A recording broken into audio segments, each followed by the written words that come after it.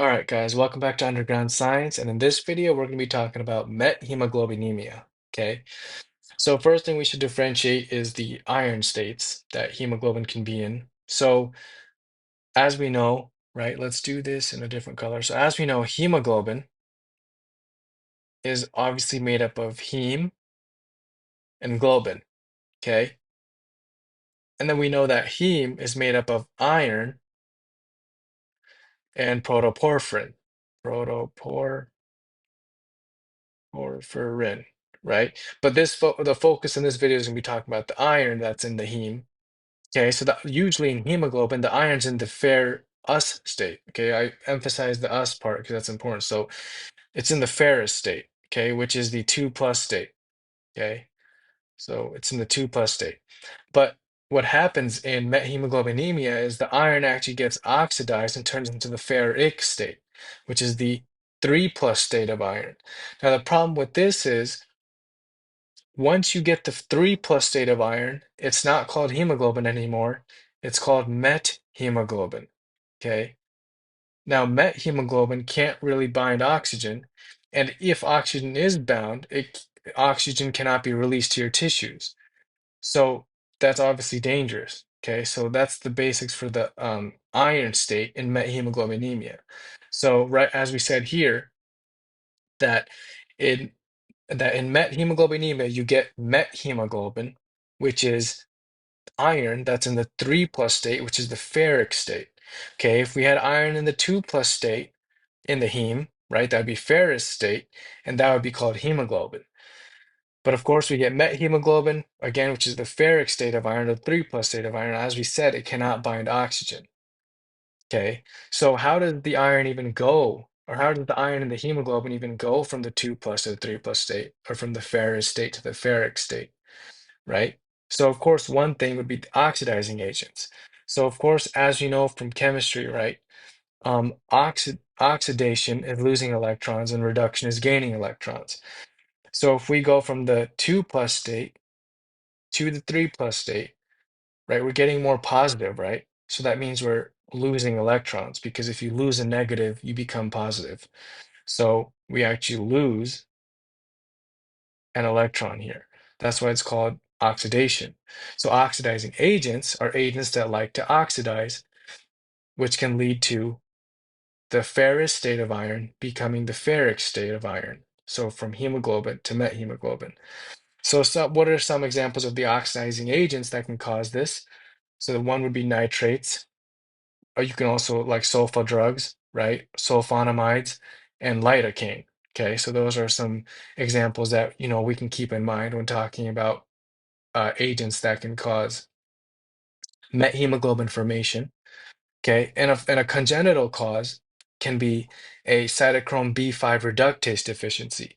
Now, cytochrome B5 reductase is also called NADH methemoglobin methemoglobin reductase. Okay, so NADH methemoglobin reductase. So this is also cytochrome B5 reductase. Now, if you're deficient in this enzyme, so what is this? So we should know what this enzyme does, is it actually uses NADH, right? Which we know we get this from glycolysis, right? Which is the pathway where you start with glucose and you end up with pyruvate. So you use the NADH to reduce the methemoglobin. Okay.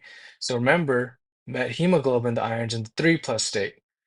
So NADH methemoglobin reductase, right, works naturally in our bodies to always keep methemoglobin levels really low, hopefully under 1% in normal conditions.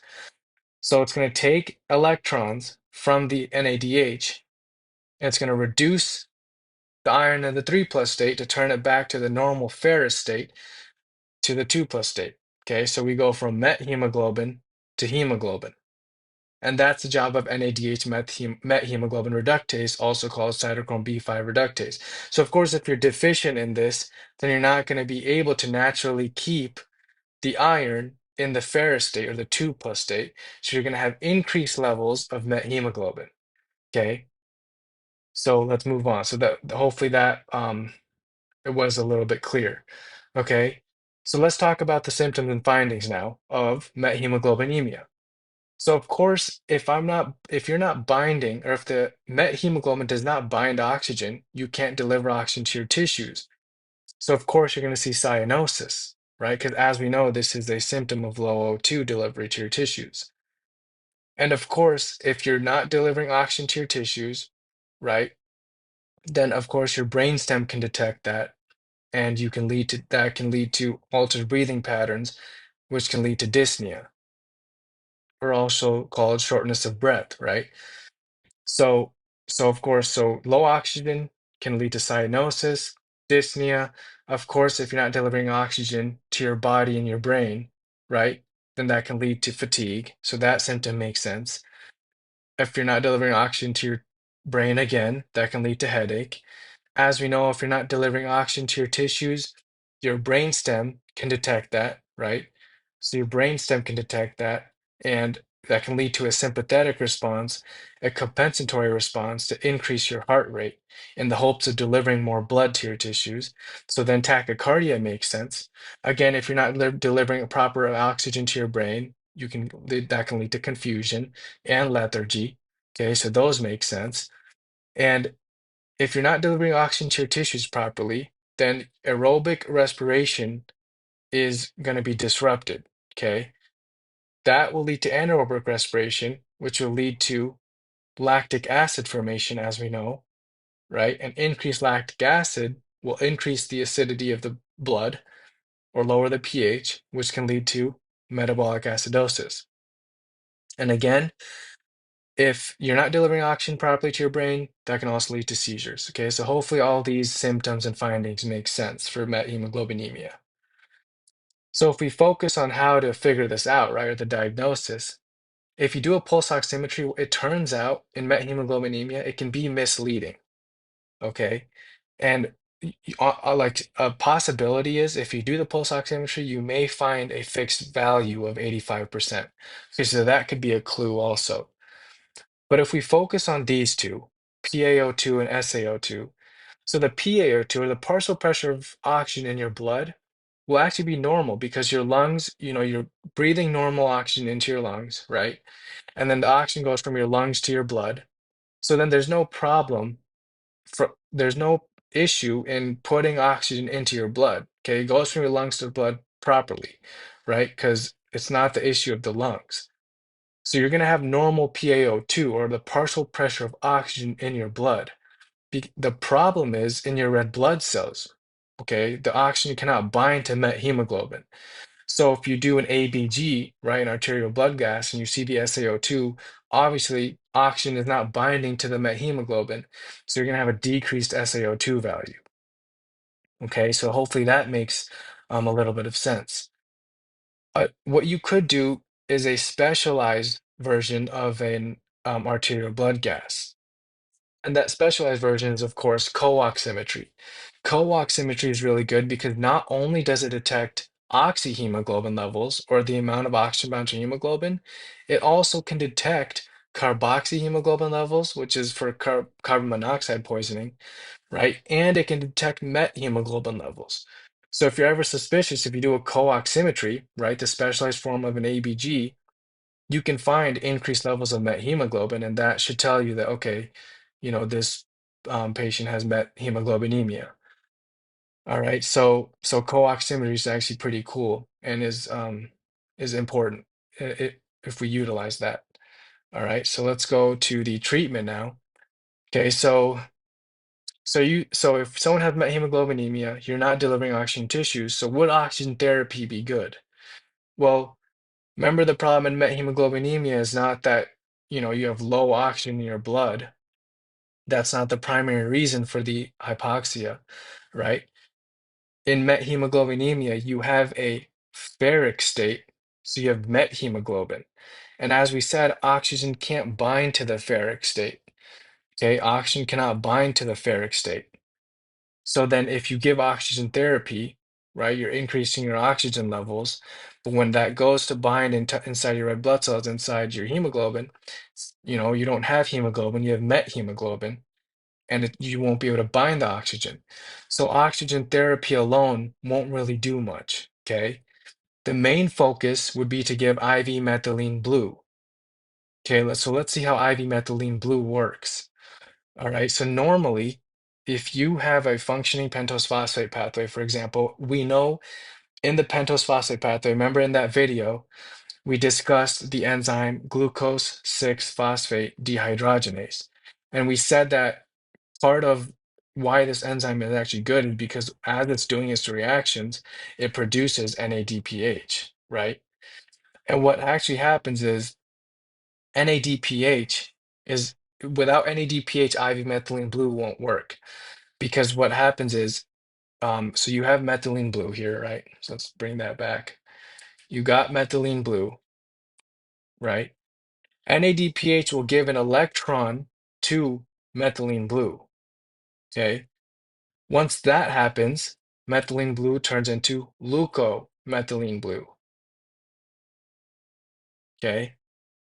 So leucomethylene blue now has that electron. So I'm just going to denote that in red. So let's make, this like that. So it's clear that leucomethylene blue has that electron, which was given from NADPH.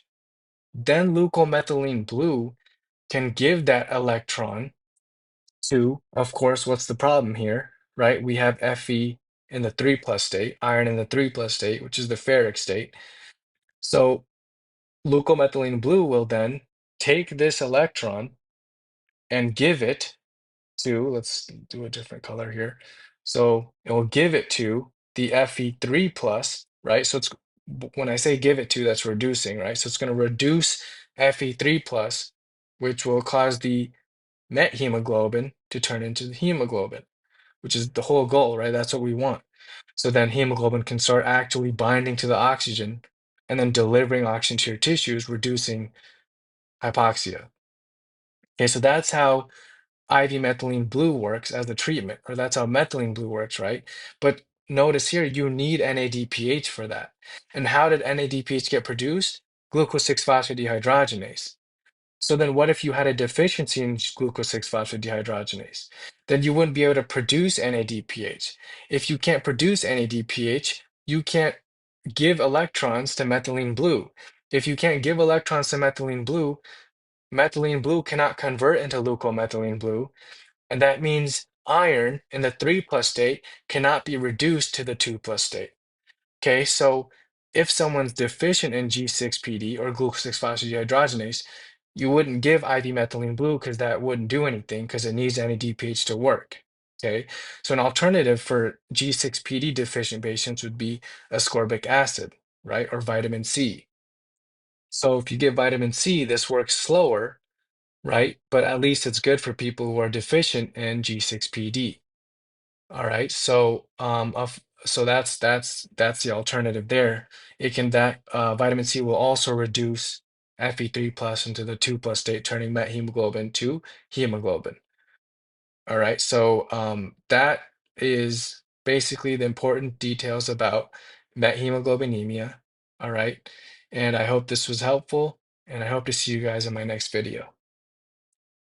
All right, and also actually before you guys leave, one thing important is, so like we were talking about in G6PD deficient patients, right?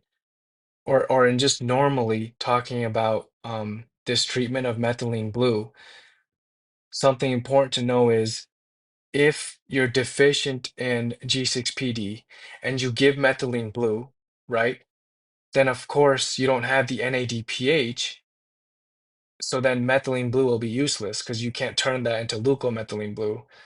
So then methylene blue will actually start to build up, and methylene blue itself is an oxidant.